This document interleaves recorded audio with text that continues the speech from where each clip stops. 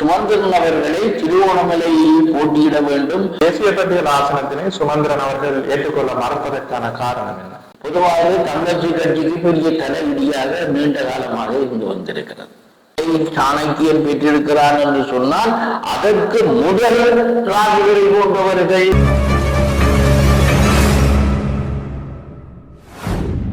Ceylon Tamil observer எனப்படுகின்ற CTO ஊடக வலையமைப்பின் தற்கண்டுகளிலே இன்றைய தினம் ஊடகவியலாளர் திருமலை நவம் அவர்கள் எங்களுடன் நேர்காணலில் இணைந்து கொள்கின்றார். வணக்கம் ஐயா. வணக்கம். நடைபெற்று முடிந்த பாராளுமன்ற தேர்தலில் தமிழ் தேசியம் சார்ந்த வாக்கு வங்கியானது வீழ்ச்சியடைந்து அபிவிருத்தி சார்ந்த அரசியலுக்கான வாக்கு வங்கி வந்து எழுச்சி கண்டிருக்கின்றதை போன்ற ஒரு தோற்றப்பாடு இருக்கின்றது. இதை பற்றி நீங்கள் என்ன நினைக்கின்றீர்கள்? தமிழ் தேசியம் என்று சொல்லப்படுகின்ற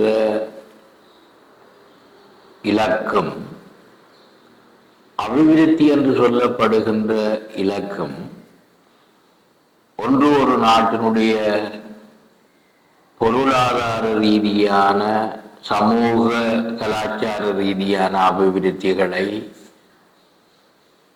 தெளிவுபடுத்துகின்ற ஒரு விஷயம்தான் பொதுவாகவே அபிவிருத்தி என்று சொல்லப்படுகின்ற விடயம்.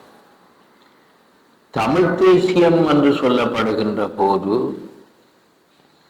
அது ஒரு இனத்தினுடைய உரிமை சார்ந்த விடயத்தை இலக்கணப்படுத்துவதாகவே சொல்லப்படுகின்றது. ஆகவே இந்த இடத்தில் தங்களுடைய கேள்வி தமிழ் தேசியம் வீழ்ச்சியடைந்து அபிவிருத்தி என்று சொல்லப்படுகின்ற தேசிய பொருளாதார எண்ணக்கருக்கள் வளர்ச்சி அடைந்துள்ளது அல்லது வெற்றி அடைந்துள்ளது என்று சொல்லப்படுகின்ற பொருளை நான் முற்றுமுழுதாக ஏற்றுக்கொள்ள முடியாது. 1947 ஆண்டு தொடக்கம் இன்று வரையில உள்ள பொருளாதார அல்லது பாராளுமன்ற அரசியலில் அபிவிருத்தி என்று சொல்லப்படுகின்ற விடயங்கள் கலந்த அரசியலே பேசப்பட்டிருக்கின்றது. ஆகவே இங்கே அபிவிருத்தி என்று சொல்லப்படுகின்றது வெற்றி அடைந்திருக்கிறது, தமிழ் தேசியம் தோல்வி அடைந்திருக்கின்றது என்று அர்த்தப்படுத்திக் கொள்ளுவது ஒரு பொருத்தமான விடயமாக நான் கருத முடியாது. இருந்தாலும் கடந்த 75 வருடங்களுக்கு மேலாக, குறிப்பாக கடந்த 2 தசாப்த காலமாக தமிழ் தேசியத்தை முழுமையாக நேசித்த கட்சிகள் என்று சொல்லப்படுகின்ற வகையில வடகிழக்கில் 14க்கும் மேற்பட்ட கட்சிகள் உருவாகி இருக்கின்றன. இந்த கட்சிகளால சாதிக்க முடியாத அல்லது இந்த கட்சிகளால கொண்டு செல்ல முடியாத ஒரு விடயத்தை புதிய கட்சியாக அல்லது வடகிழக்கில் புகுந்திருக்கின்ற தேசிய மக்கள் சக்தி மக்கள் மத்தியில ஒரு பிரபலியம், ஒரு அலைவீசி சில வாக்கு வங்கிகளை தனக்கு பெரிதாக்கி இருக்கின்றது என்று சொல்லப்படுகின்ற நியாயம் தர்க்க ரீதியாக ஏற்றுக்கொள்ளக்கூடியது, புள்ளி விவர ரீதியாகவும் ஏற்றுக்கொள்ளக்கூடிய விஷயம்தான். இதற்கு காரணம் தமிழ் தேசியத்தை இலக்காக அல்லது நோக்கமாக கொண்டிருக்கின்ற கட்சிகளுடைய ஒருமைப்பாடின்மை, அதாவது அவர்கள் மத்தியில காணப்படுகின்ற பிளவுகள், பிரிவுகள், கொள்கை முரண்பாடுகள், ஆளுமையின்மை, மக்கள் மத்தியில அவர்களுடைய செல்வாக்கு குறைந்தமைக்கு இன்னொரு பல காரணங்களை நாங்கள் கூற வேண்டும். குறிப்பாக 2009 ஆண்டுக்கு அதாவது யுத்தம் மௌனித்ததற்கு பின்பு மக்களுக்கு தேவையாக இருந்த பல விடயங்கள் இந்த தமிழ் தேசியத்தை நேசித்தவர்களால் அல்லது தமிழ் தேசியத்தை கொண்டு சென்றவர்களால் நிறைவேற்ற முடியவில்லை. உதாரணமாக போராளிகள், அதாவது விடுதலை போராளிகளுடைய புனர்வாழ்வு பூரணப்படுத்தப்படவில்லை. போரில இறந்த விதவர்களுடைய விடயங்கள் கவனிக்கப்படவில்லை. இளைஞர்களுக்கு தகுந்த தரமான வேலை வாய்ப்புகள் வழங்கப்படவில்லை. சிறந்த கல்வி முறை கொண்டு வரப்படவில்லை, அறிமுகம் செய்யப்படவில்லை. கிராமிய எழுச்சி என்று சொல்லப்படுகின்ற விடயங்கள் அதாவது கவனிக்கப்படவில்லை. அபிவிருத்தி என்று சொல்லப்படுகின்ற விடயங்கள் இங்கு கவனிக்கப்படவில்லை. இவ்வாறு பல்வேறு காரணிகள் மக்கள் மத்தியில விரக்தியை உண்டாக்கி இருக்கின்றது. குறிப்பாக அபிவிருத்தி வேண்டாம், நாங்கள் அரசியல் உரிமைக்காக போராடி வருகின்றோம் என்று சொல்லப்படுகின்ற தலைவர்களுடைய அந்த பிரச்சாரங்கள் மக்கள் மத்தியில மிக நீண்ட காலங்களுக்கு பிறகு காலம் செல்ல செல்ல ஒரு வெறுப்புணர்வை ஊட்டி வந்திருக்கிறதே தவிர ஒரு உணர்வு பூர்வமான தன்மையை அங்கு உண்டாக்கவில்லை என்ற காரணத்தினாலதான் இந்த தேர்தலில் கடந்த பல வருடங்களாக, குறிப்பாக 1976 ஆண்டுக்கு பிறகு தமிழீழ விடுதலை என்று சொல்லப்படுகின்ற அல்லது தமிழ் தேசியம் என்று சொல்லப்படுகின்றதை ஆதரித்த மக்கள் ஒரு வெறுப்படைந்து ஒரு மாற்று வேலியை தேடினார்களே தவிர தமிழ் தேசியத்தை ஒழித்து பொருளாதார அபிவிருத்திக்காக வாக்களித்தார்கள் என்று சொல்லப்படுகின்ற விடயத்தை பொருத்தமான ஒரு கருத்தாக கொள்ள முடியாது. அதுவும் குறிப்பாக வடகிழக்கில் வடக்கில் ஏற்பட்டிருக்கிற மாற்றம் ஒரு விதமான மாற்றமாகவும், கிழக்கில் ஏற்பட்டிருக்கிற மாற்றம் அரசியல் மாற்றம் இன்னொரு மாற்றமாகவும் கருதப்படுகின்றது. உதாரணமாக வடக்கில் வரலாற்றில் என்றும் இல்லாத ஒரு மாற்றம் நிகழ்ந்ததாக சொல்லப்படுகிறது. அவ்வாறு இல்லை. வடக்கில் பல அரசியல்வாதிகள், ஸ்ரீலங்கா சுதந்திர கட்சியை சேர்ந்தவர்கள், ஐக்கிய தேசிய கட்சியை சேர்ந்தவர்கள், ஏனைய கட்சிகளை சேர்ந்தவர்கள் அங்கே தேர்ந்தெடுக்கப்பட்டிருக்கின்றார்கள். உதாரணமாக சொல்ல போனால் ஐக்கிய தேசிய கட்சியை சேர்ந்த மகேஸ்வரன், திருமதி மகேஸ்வரன் தேர்ந்தெடுக்கப்பட்டிருக்கிறார்.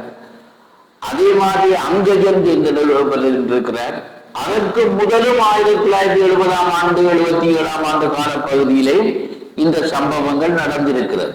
குறிப்பாக திருவோணமலையில முதலாவது பாராளுமன்ற உறுப்பினர் என்று சொல்லப்படுகின்ற சிவபாலன் அவர்கள் தமிழ் தேசியம், அதாவது வீட்டு சின்னத்தை கேட்டவர். அடுத்த 1952 ஆண்டு நடைபெற்ற தேர்தலில் அவர் ஐக்கிய தேசிய கட்சியில சேர்ந்து கேட்டார், தோற்கடிக்கப்பட்டார். வடகிழக்கிலே வாழ்கின்ற புதிய தலைமுறை வாக்காளர்களான தமிழ் இளைஞர் யுவதிகள் தேசிய மக்கள் சக்திக்கு பின்னால் அதிக அளவில் செல்வதனை அவதானிக்கக்கூடியதாக இருக்கின்றது. இதற்கான காரணம் என்ன? யுத்தம் மௌனிப்பதற்கு பின்னும் முன்னும் பிறந்த இளைஞர்கள் யுவதிகள் யுத்தத்தினுடைய கொடுமைகள், அதனுடைய அனர்த்தனங்கள், அதனுடைய அட்டூழியங்கள் சம்பந்தமாக அவர்கள் அறியாதவர்களாகவே இருப்பார்கள். காரணம், அது ஒரு காலத்தினுடைய ஒரு மாற்றம். இளைஞர்கள் மத்தியில அல்லது இளைஞர்கள் யுவதிகள் மத்தியில ஏற்பட்டிருக்கின்ற இந்த மனமாற்றம், அரசியல் மனமாற்றம் என்பது அவர்கள் கடந்த 15 வருடங்களுக்கு மேலாக யுத்தம் மௌனிப்பதன் பின் ஏற்பட்டிருக்கின்ற பொருளாதார இடைவெளிகள் அல்லது அவர்கள் மீது சுமத்தப்பட்டிருக்கின்ற வன்முறைகள் அவர்களுக்கு இத்தகைய ஒரு மாற்றத்தை கொண்டு வந்தது என்று சொல்லுவது நியாயமானது. அது பொருத்தமான ஒரு விடயமாகவும் கொள்ளலாம். அதாவது அவர்களுடைய பார்வையில தமிழ் தேசியத்தை நேசித்தவர்கள் தமிழ் மக்களையும் இளைஞர்களையும் யுவதிகளையும், உதாரணமாக பல்கலைக்கழக அனுமதி, வேலை வாய்ப்புகள், கிராமிய அபிவிருத்தி, போக்குவரத்து அபிவிருத்தி, சுகாதார அபிவிருத்தி, ஏனைய பாடசாலை அபிவிருத்திகள் பலவற்றில வடகிழக்கில் இருக்கின்றவர்கள் மிக 20-30 வருடங்களுக்கு மேற்பட்ட பின்னடைவை கண்டிருக்கின்றார்கள். இந்த நிலைகள் தான் இந்த மாற்றம் இளைஞர்கள் மத்தியில் ஒரு விரக்தியையும் ஒரு வெறுப்பையும் உண்டாக்கி தமிழ் தேசியத்தின்பால் நாட்டமிக்க ஒரு தன்மையை உருவாக்கி இந்த புதிய மாற்றத்துக்கான வழியை அவர்களுக்கு திறந்து விட்டிருக்கின்றது. இதை தமிழ் தேசியவாதிகள் கவனத்தில் கொள்ளாத காரணத்தினால அதை கவனத்தில் கொண்ட தேசிய மக்கள் சக்தியும் ஏனைய அதாவது பூர்சுவா வர்க்கத்தை சேர்ந்த கட்சிகளை சேர்ந்தவர்கள் பயன்படுத்தியதனால இந்த மாற்றம் நிகழ்ந்ததனால இளைஞர்கள் மத்தியிலையும் யுவதிகள் மத்தியிலையும் இந்த அரசியல் மாற்றம் ஏற்பட்டிருக்கின்றது என்பது கொள்ளக்கூடியதாக இருக்கின்றது. கடந்த முறையும் நடைபெற்ற பாராளுமன்ற தேர்தல் முடிவுகளின் போது தமிழரசு கட்சி 6 ஆசனங்களை பெற்றிருந்தது. ஆனால் இம்முறை பாராளுமன்ற தேர்தல் முடிவுகளை பொறுத்தவரையில் தமிழரசு கட்சி 8 ஆசனங்களை பெற்றிருக்கின்றது. அதே நேரம் தமிழ் தேசிய கூட்டமைப்பில் இருந்து பிளவுபட்டு சென்ற மற்ற கட்சிகள் பாராளுமன்ற உறுப்பினர்களுடைய ஆசன எண்ணிக்கை மிகவும் கடுமையாக குறைவடைந்திருக்கின்றது. இதை பற்றி உங்களுடைய கருத்து என்ன? இது ஒரு புள்ளி விவர ரீதியாக அல்லது மக்கள் மத்தியில் இருக்கிற உணர்வு பூர்வமான ஒரு பதிவாக எடுத்துக்கொள்ள முடியாது. கடந்த 2020ஆம் ஆண்டு நடந்த தேர்தலில் இலங்கை தமிழரசு கட்சி என்று சொல்லப்படுகிற மூத்த கட்சியோடு இணைந்து தமிழ் தேசிய கூட்டமைப்பு 10 ஆசனங்களை ஒரு தேசிய பட்டியல் 10 ஆசனங்கள் வெற்றி பெற்றிருந்தது. காரணம், அப்பொழுது தமிழ் தேசிய கூட்டமைப்புக்குள் 3க்கு மேற்பட்ட 3 கட்சிகள் உடன்பாடுடைய கட்சிகளாக இருந்தது. தமிழ் தேசியத்தை பொறுத்தளவில், தமிழ் தேசிய கூட்டமைப்பை பொறுத்தளவில் வடகிழக்கில் உள்ள 29 ஆசனங்களில் ஆரம்பத்தில் 29 ஆசனங்கள் இப்பொழுது 28 ஆசனங்களாக குறைக்கப்பட்டிருக்கிறது. 29 ஆசனங்களில் 22 ஆசனங்களை பெற்ற ஒரு காலமும் இருக்கிறது. அவ்வாறு இருந்த தமிழ் தேசிய கூட்டமைப்பு 2023ஆம் ஆண்டு தமிழ் தேசிய கூட்டமைப்புக்கு சாவுமணி அடித்ததன் பின்பு தற்பொழுது 8 ஆசனங்களை 7 ஆசனங்களையும் ஒரு தேசிய பட்டியல் 8 ஆசனங்களையும் பெற்றிருக்கின்றது. அதே நேரத்தில் கடந்த காலங்களில மிக பிரபல்யமாக இருந்த கஜேந்திரகுமார் பொன்னம்பலனுடைய கட்சியாயினும் சரி, ஏனைய கட்சிகளாக இருந்தாலும் சரி, வாக்கு ரீதியாக அல்லது மக்களுடைய ஆதரவு ரீதியாக வீழ்ச்சி அடைந்திருக்கிறது என்று சொல்லப்படுகிற ஒரு விடயம் சொல்லப்பட்டாலும் கூட பெரிய அளவில் ஒரு பெரிய மாற்றமாக நாங்கள் அதை கொள்ள முடியாது.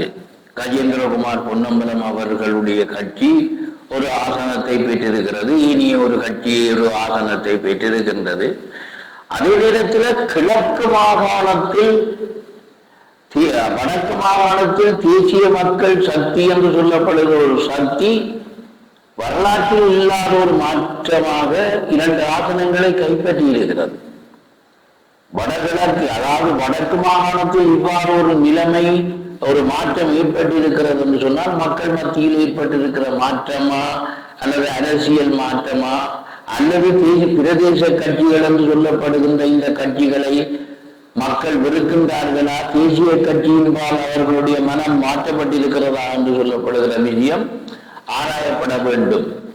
ஆனால் கிழக்கை பொறுத்தளவில இந்த நிலைமை மாறி இருக்கின்றது. கிழக்கில் மட்டக்களப்பில் 3 ஆசனங்களை பெற்றிருக்கிறார்கள், திருகோணமலையில் ஒரு ஆசனத்தை பெற்றிருக்கிறார்கள், அம்பாறையில் ஒரு ஆசனத்தை பெற்றிருக்கிறார்கள்.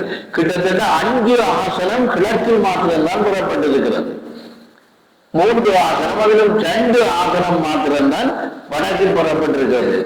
யாழ் தேர்தல் மாவட்டத்தில் ஒரு ஆசனம், வன்னி மாவட்டத்தில் ஒரு ஆசனம்.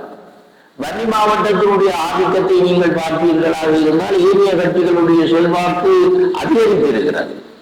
அதே மாதிரி யாழ்ப்பாணத்தில் ஏற்கனவே 1977ஆம் ஆண்டு காலப்பகுதி, 82ஆம் ஆண்டு காலப்பகுதி, 94ஆம் ஆண்டு காலப்பகுதி தேர்தல் தொகுதிகளாக இருந்த நேரத்தில் உடுப்பட்டி தேர்தல் தொகுதி, சாவகச்சேரி தேர்தல் தொகுதி, நல்லூர் தேர்தல் தொகுதி, காங்கேசன்துறை, மானிப்பாய், ஊர்காவத்துறை என்று 11 ஆசனங்களை எடுத்த வரலாற்று தரவுகளும் இருக்கின்றது.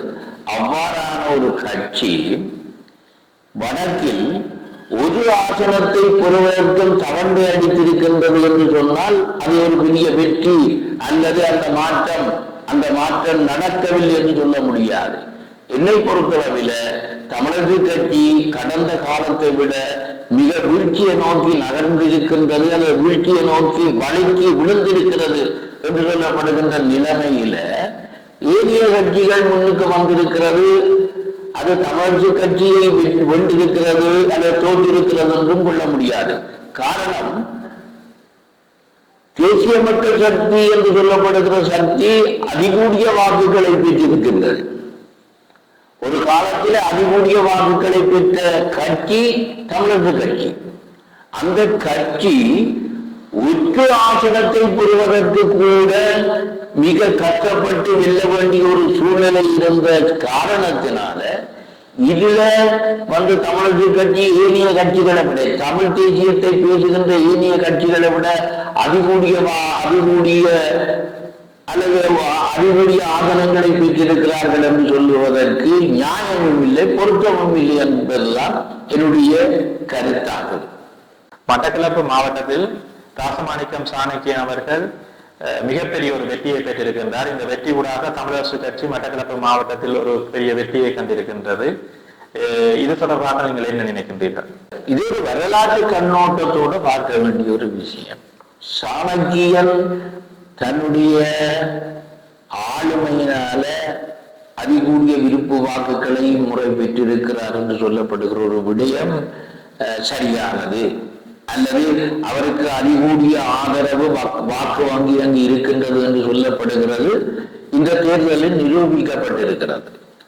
ஆனால் வரலாற்று ரீதியாக நாங்கள் பார்க்கின்ற போது 1952ஆம் ஆண்டு தொடக்கம் கடந்த காலங்கள் வரை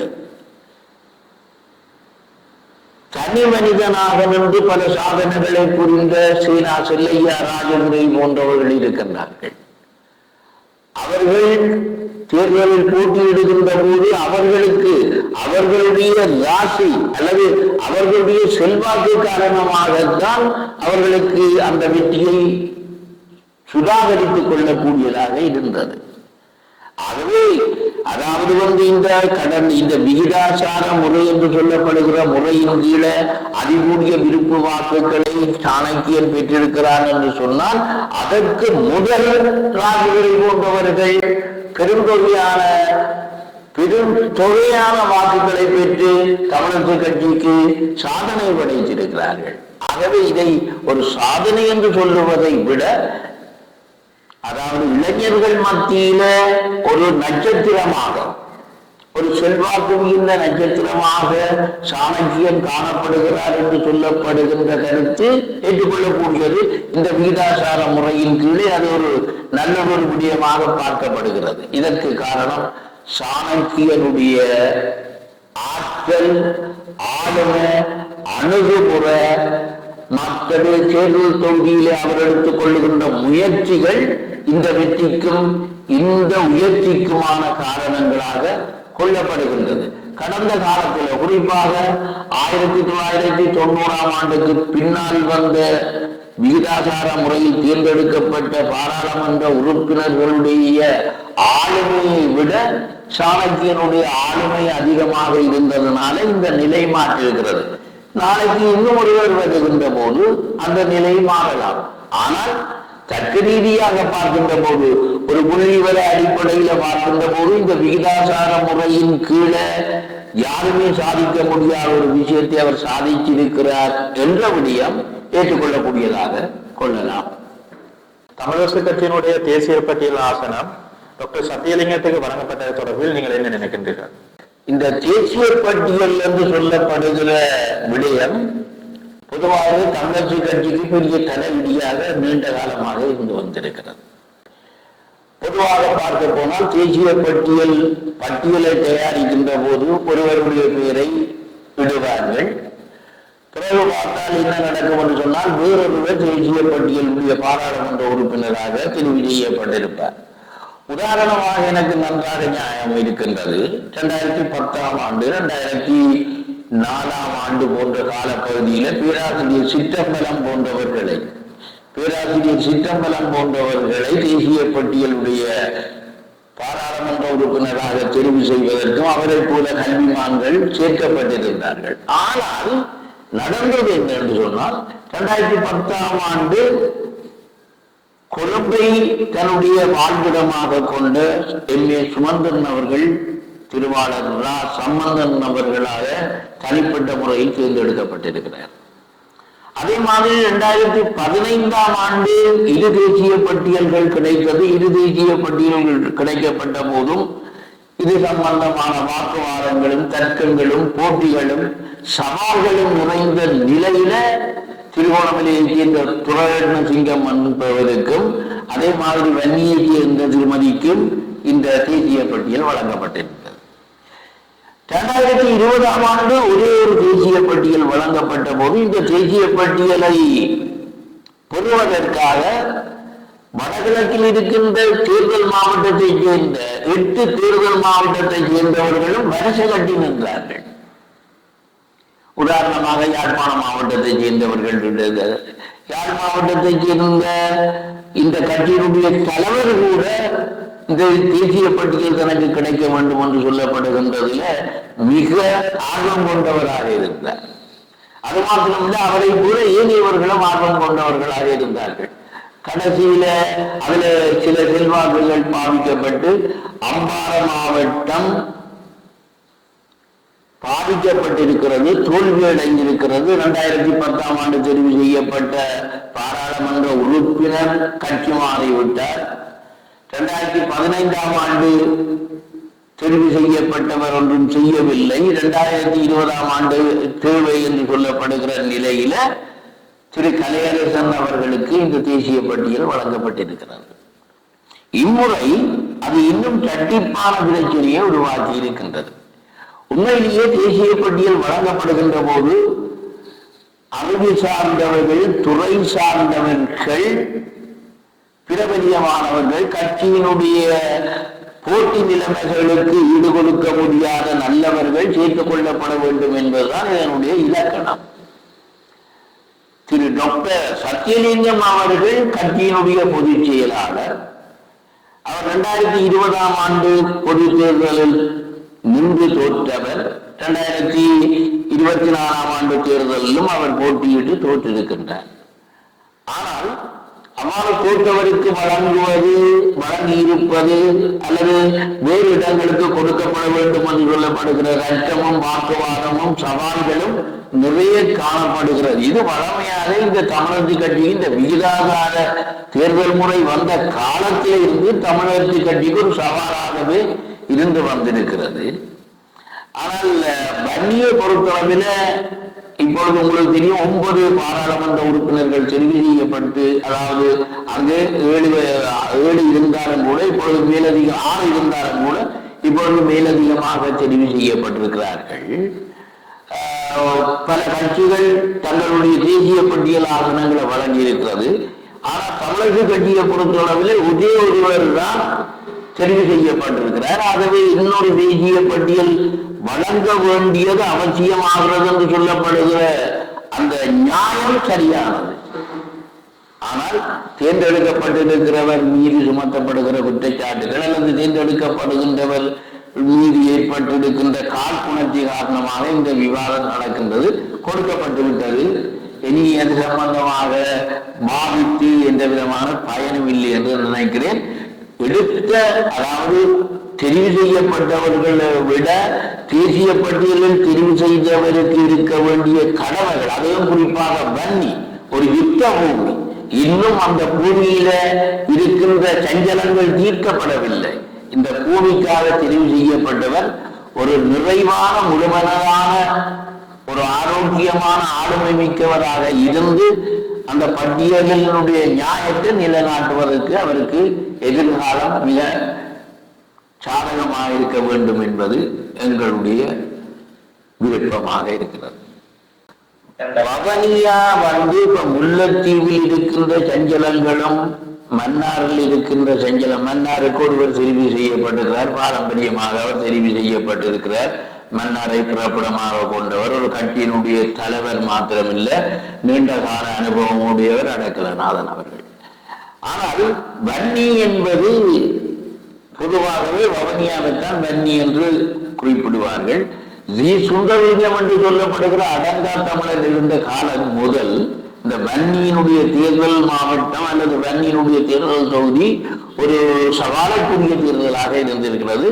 திருவோணமலையை மாதிரி வன்னி பவனியாவனுடைய ஊடுருவர்கள், பிற இனத்தவர்களுடைய ஊடுருவர்கள், குறிப்பாக சிங்கள மக்களுடைய ஊடுருவர்கள், சிங்கள கிராமங்களுடைய ஊடுருவர்கள் அதிகமாக இருக்கிறதுனால அதை தடுப்பதற்கு வேண்டிய ஒரு நிலைப்பாடு கொண்ட ஒரு மாவட்டம் அந்த மாவட்டம் என்பதனால பவனியாவுக்கு கொடுத்தது பொருத்தமாக இருக்கலாம் என்று நான் சொல்ல வரவில்லை.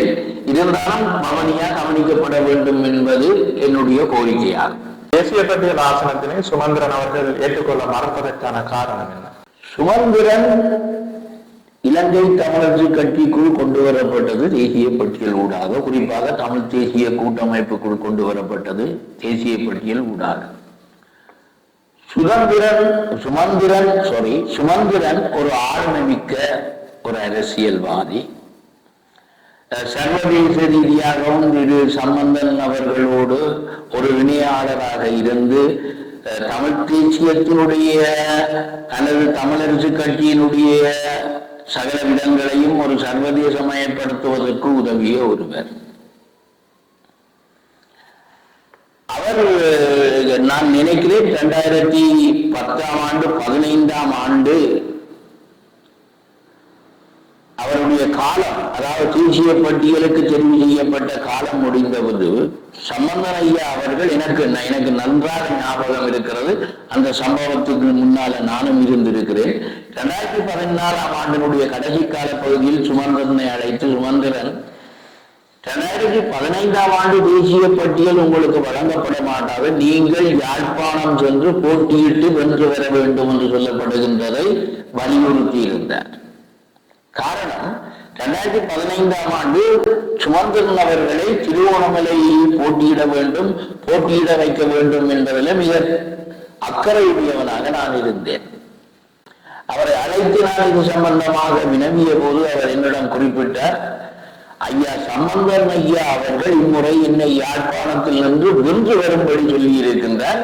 நான் அங்கு களமிறங்கி வென்று ஒரு பாராளுமன்ற உறுப்பினராக வருவேன் என்று சொல்லியிருந்து வென்று வந்தார். 2020ஆம் ஆண்டு தேர்தலிலும் அவர் கணிசமான வாக்குகளை பெற்று அந்த தேர்தலிலும் சம்பந்தன் அவர்களோடு யாழ்ப்பாண தேர்தல் தொகுதி முழுவதற்கும் நான் சென்றிருந்தேன். அவர் கணிசமான வாக்குகளை பெற்று வென்று வந்திருந்தார்.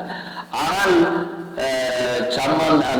சுமந்திரன் அவர்கள் மீறி வீசப்படுகின்ற கல்லறிகளும் கடைஞ்சலைகளும் அதிகமாக காணப்படுகிற சூழ்நிலையிலே இந்த முறை அவர் சொன்னார், நான் தேர்தலில் தோற்கடிக்கப்படுவதாக இருந்தால் தேசிய பட்டியல் ரீதியாக நான் பாராளுமன்றத்துக்குள் நுழைவதை நான் விரும்பவில்லை என்று சொல்லப்படுகின்ற அந்த தன்னுடைய நியாயத்தை சொல்லியிருந்தார். அது நியாயமாகவே எனக்கும் பட்டது. அவ்வாறு இருக்கின்ற போது நான் சுமந்திரன் அவர்களோடு தொடர்பு கொண்டு இது சம்பந்தமாக கதைத்த போது இந்த நியாயத்தை எனக்கும் அவர் சொன்னார். ஆனால் இந்த தேசிய பட்டியல்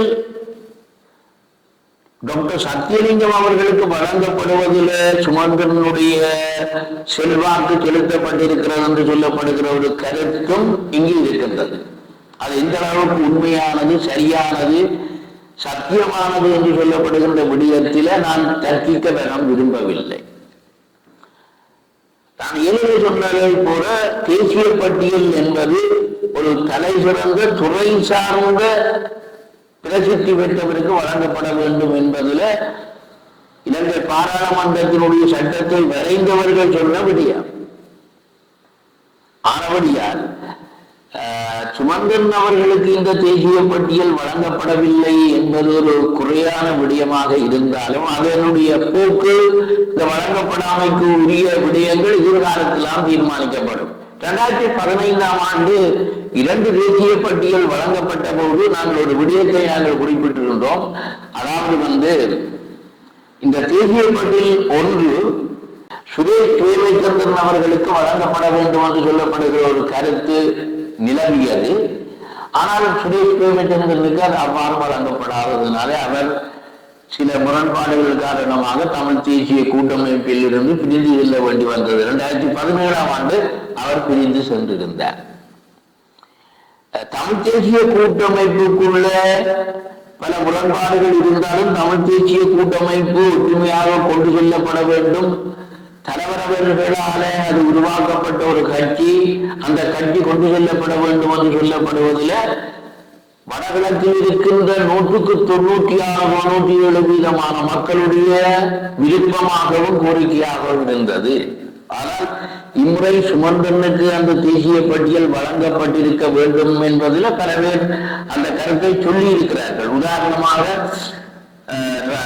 தர்மலிங்கம் சீதாதன் அவர்கள் அவருக்குத்தான், அதாவது இவருக்கு சுமந்திரன் அவர்களுக்கு வழங்கப்பட வேண்டும் என்று சொல்லப்படுகின்றதை சொல்லியிருந்தார். அதே போல பல பேரையும் சொல்லியிருந்தார்கள்.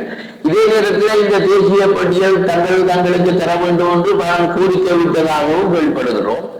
ஆகவே சுமந்திரன் என்று சொல்லப்படுகின்ற ஒரு ஆளுமை பாராளுமன்றத்துக்கு செல்ல வேண்டும் என்பதில் இருக்கிற நியாயத்தை விட சுமந்திரன் மீது வீசப்படுகின்ற கடும் கணகளில் இருந்து அவர் கொஞ்ச நாள் ஆறுதல் பட்டு எதிர்காலத்தில் தன்னை சுதாகரித்துக் கொண்டு மீண்டும் பாராளுமன்றத்துக்கும் இந்த தமிழ் தேசியத்தினுடைய விடயங்களுக்கும் வர வேண்டும் என்பது பொதுவாகவே பொதுமக்கள் எல்லோரும் எதிர்பார்க்கின்ற ஒரு விடயமாயிருக்கிறது. அவர் ஆறுதல் பட்டு வருவார் என்று நான் நினைக்கிறேன். தற்கால அரசியல் சூழல் தொடர்பான சிறப்பான அரசியல் கருத்துக்களை பகிர்ந்து கொண்டு இன்றைய தினம் இந்த நிகழ்வை சிறப்பித்தமைக்காக திருமலை நவம் அவர்களுக்கு எங்களுடைய நன்றிகளை தெரிவித்துக் கொண்டு இன்னொரு நிகழ்வில் உங்கள் அனைவரையும் சந்திக்கும் வரை உங்களிடமிருந்து விடைபெற்றுக் கொள்கின்றேன். நன்றி, வணக்கம். நன்றி.